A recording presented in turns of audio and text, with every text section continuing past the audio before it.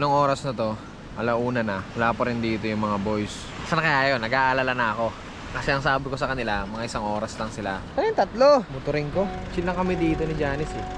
Paplano kami ng mga dapat namin planuhin. Nag-uusap kami mga dapat namin pag-usapan. Mga ganun. Mahalaga yan na bilang mag-asawa, pag-uusapan nyo ng parehas kung ano yung gusto nyo na mangyari sa buhay nyo. Kasi kapag hindi, yung isa gusto niya ng ganito, yung isa gusto niya ng ganyan.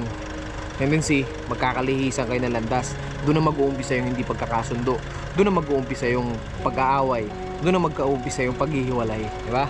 Kaya dapat sa umpisa pa lang ng track ninyo, pinag-uusapan nyo na, pinagpaplanuhan nyo na para nakakapagbigayan kayo.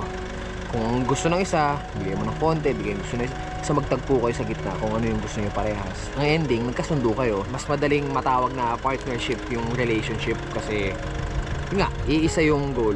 So, puntahan natin yung mga boys kasi hindi na to tama. Anong oras na? Let's go.